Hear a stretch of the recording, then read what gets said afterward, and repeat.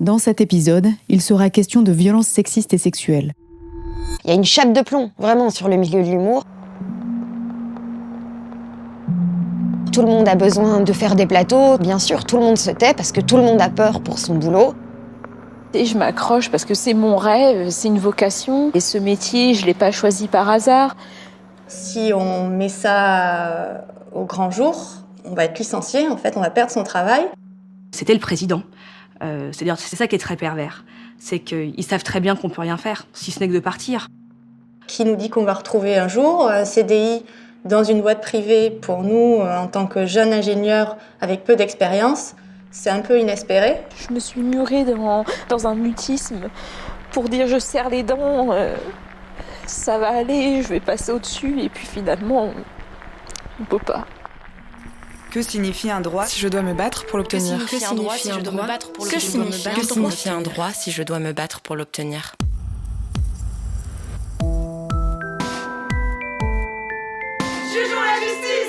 Bonjour à toutes, vous écoutez Jugeons la justice, pas les femmes, un podcast écrit et produit par la VFT Libres et Égales pour outiller les victimes de violences sexistes et sexuelles au travail.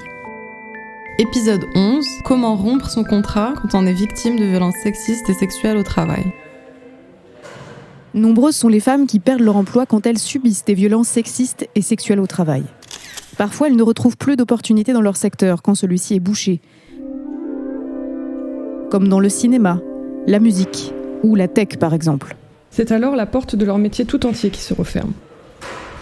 Parfois, c'est la configuration dans laquelle elles exercent qui les expose, comme dans la marine marchande par exemple, où la navigation dure des semaines, jour et nuit, avec les mêmes collègues. Quand les employeurs ne font rien, qu'ils n'ouvrent pas d'enquête, ou bien qu'ils ouvrent une enquête mais qu'elle est bâclée, ou quand ils rejettent la faute sur la victime, quand ils ne sanctionnent pas l'agresseur, ou qu'il est sanctionné d'un simple avertissement. En fait, quand les employeurs manquent à leurs obligations. Sans soutien en interne, les victimes n'ont pas vraiment le choix pour enfin s'extraire des violences. Entre préserver leur santé ou préserver leur emploi, elles doivent rompre leur contrat. Or, perdre son emploi, c'est très souvent perdre ses revenus. Certaines femmes peuvent en dépendre davantage, et c'est notamment le cas pour les femmes handicapées, dont l'accès à l'emploi est particulièrement réduit, ou encore lorsque les victimes sont étrangères.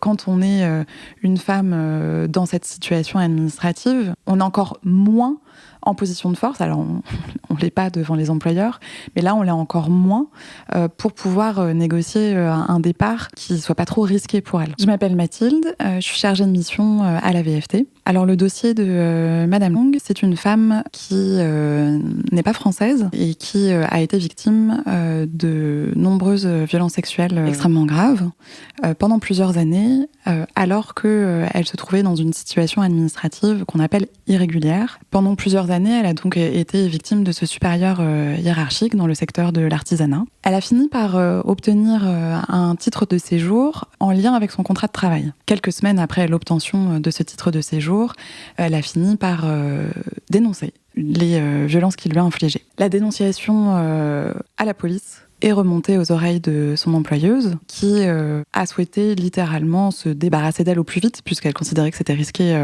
pour elle. Et l'obstacle, c'est qu'il fallait que Madame Long, elle quitte ce travail, mais sans mettre en danger sa situation administrative, en plus de sa situation économique, évidemment. Quand le moment arrive pour les victimes de quitter leur emploi, elles peuvent se tourner vers différents modes de rupture. La démission, la rupture conventionnelle, le licenciement transactionnel, la prise d'acte, le licenciement pour inaptitude. En matière de violences sexistes et sexuelles, certains modes de rupture sont inadaptés. C'est le cas de la démission, car il prive la victime d'indemnité de licenciement. Obtenir ses droits au chômage n'est pas impossible, mais vraiment, vraiment plus compliqué. C'est aussi le cas de la rupture conventionnelle, qui suppose une rupture de contrat d'un commun accord avec l'employeur, ce qui n'est pas le cas lorsqu'on quitte un emploi parce qu'on y a subi des violences. De plus, la rupture conventionnelle nécessite une négociation. Or, il est impossible de négocier dans de bonnes conditions lorsqu'on fait face à un employeur qui nous a mis et nous met encore en danger. Les victimes peuvent signer ce type d'accord, et nous les comprenons totalement, pour s'épargner des années de procédures longues et pénibles, notamment au pénal. Et la prise d'acte, c'est quoi ? La prise d'acte, c'est une lettre recommandée envoyée à l'employeur dans laquelle la victime dit rompre son contrat de travail en raison de ses manquements. Son contrat est rompu dès la réception de la lettre. Ce n'est pas un mode de rupture toujours adapté. Cette lettre doit survenir pendant ou juste après les violences subies ou faire suite à des représailles, à une mesure discriminatoire, donc ça laisse peu de temps à la réflexion. Le problème de la prise d'acte, c'est qu'elle ne se suffit pas à elle-même. Cela suppose d'autres démarches pour accéder à l'ouverture des droits, comme l'obtention des allocations chômage. Et cela peut être un frein. Il est donc important d'être bien conseillé dans cette démarche. Ce mode de rupture peut être suivi immédiatement par une saisine des prud'hommes. Cette saisine permet de requalifier la rupture du contrat en licenciement nul et ainsi d'obtenir les dommages et intérêts pour réparer les préjudices subis du fait des violences et des manquements de l'employeur. À la VFT, nous conseillons le plus souvent un licenciement pour inaptitude. C'est la rupture de contrat qui nous semble la plus adaptée en matière de violences sexistes et sexuelles. La démarche commence par une consultation auprès de la médecine du travail qui jugera que la victime est inapte à travailler, ou peut-être considérée inapte uniquement à son poste, ou bien à tout poste dans l'entreprise, ou encore à tout poste dans son secteur de travail, selon les conséquences qu'ont eues les violences sur nous. Les futurs employeurs ne sauront rien de cette inaptitude. Les victimes sont donc moins freinées dans la recherche d'un nouveau travail. Par ailleurs, ce type de licenciement permet de percevoir des indemnités et d'être éligible aux allocations chômage. Et ensuite, qu'est-ce qu'on peut faire ? Ensuite, il est possible de saisir le conseil de prud'homme pour faire reconnaître que le licenciement pour inaptitude est survenu du fait des violences subies, le faire requalifier en licenciement nul et obtenir des dommages et intérêts pour réparer les préjudices. Pour plus d'informations sur les différents modes de rupture, n'hésitez pas à consulter notre site avft.org. Et dans la fonction publique, ça se passe comment ? Dans la fonction publique, c'est différent. Le licenciement pour inaptitude est très restreint et l'administration peut toujours proposer un reclassement à la victime, ce qui rend ce mode de rupture inadapté. Pour être admise en retraite anticipée pour invalidité imputable au service, c'est-à-dire pour une invalidité d'origine professionnelle, il faut être fonctionnaire titulaire, avoir été déclaré définitivement inapte, ne pas avoir pu être reclassé et ne pas avoir atteint la limite d'âge située entre 57 et 67 ans, selon la catégorie active ou sédentaire. Ce n'est pas toujours la victime qui rompt son contrat. Parfois, ce sont pour des représailles pour avoir osé parler. C'est le cas pour Fabienne, qui a été licenciée après avoir dénoncé du harcèlement sexuel. Alors moi, je m'appelle Fabienne. Je travaillais donc dans le secteur du nettoyage. C'était une société de BTP et j'avais une autre affectation dans l'agroalimentaire, dans une usine. C'est pas un secteur facile. Moi, en fait, j'ai commencé à travailler pour cette société de nettoyage en 2015 et les faits de harcèlement se sont passés au bout de 6-8 mois. J'ai contacté la VFT après que j'ai porté plainte. J'avais pas pris de protection juridique, donc je me retrouvais un petit peu le bec dans l'eau. Je connais beaucoup la législation, mais quand on est face à un sujet d'harcèlement, on est trop perdu, on sait plus comment faire. J'ai quitté cet emploi parce qu'ils m'ont licenciée, mais avant d'être licenciée, ça a duré une bonne année, l'harcèlement. Ça a été la goutte d'eau qui a fait déborder le vase, c'est quand il m'a proposé de l'argent. J'étais encore plus salie, quoi. C'est là que j'ai été porter plainte. J'ai quand même resté dans l'entreprise encore pendant un certain temps. Après, comme ils ont vu que je lâchais pas l'affaire, on va dire, ils ont trouvé un système comme quoi je travaillais mal et pour pouvoir me faire partir de moi-même.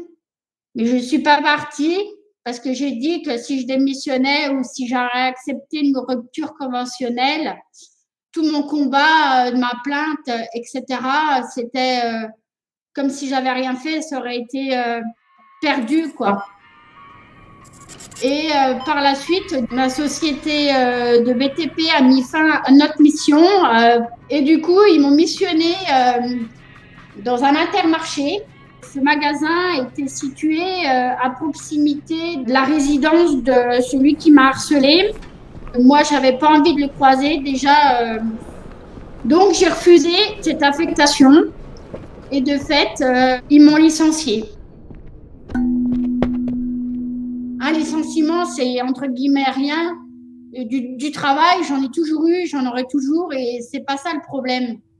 Si mon patron et le patron de cette société auraient fait leur boulot pour défendre en fait les personnes harcelées, il n'y aurait pas eu de licenciement, quoi. C'est un problème récurrent de la société d'aujourd'hui, quoi. Je me suis toujours intéressée au droit. Depuis que j'ai été harcelée, je m'intéresse beaucoup plus au droit du travail et aux droits des femmes. Je suis sur des forums pour aider les autres. Tout le monde a droit de savoir, a droit d'être informé. Voilà, j'essaie d'aider, quoi. Il arrive que des employeurs proposent aux victimes de signer une transaction après la rupture. C'est un contrat tenu secret entre l'employeur et la victime. Ils lui octroient une somme d'argent en échange d'un renoncement à toute procédure. Ils achètent le silence des victimes. L'employeur se sert de leur vulnérabilité pour balayer sous le tapis tous ses manquements et ses responsabilités. On est quand même dans une situation politique qui donne très peu de marge de manœuvre aux travailleuses dans ces situations. Et les solutions, en soi, elles sont pas nombreuses, mais il en existe. On peut déjà se tourner vers des associations spécialisées. Dans cette situation-là, ce qui a permis à Madame de basculer d'un travail à un autre, c'est d'être accompagnée par une avocate féministe qui comprenait tout à fait ces problématiques. Elles doivent pouvoir se tourner aussi vers les syndicats. Les syndicats doivent être des relais pour les travailleuses qui, en plus, se trouvent dans les situations les plus précaires. Il y a aussi une contrainte qu'on pourrait qualifier de sociale, parce que pour nombre d'entre nous, le travail, c'est un lieu de sociabilité aussi. On peut nous reconnaître comme étant des personnes compétentes, comme étant des personnes utiles au sein de la structure, mais aussi au sein de la société. C'est aussi comment le travail existe quand on n'y est pas, dans nos conversations aussi avec des proches, comment y rythmer notre quotidien et rompre son contrat sans savoir aussi ce qui se passera après. C'est une contrainte qui peut être extrêmement lourde aussi.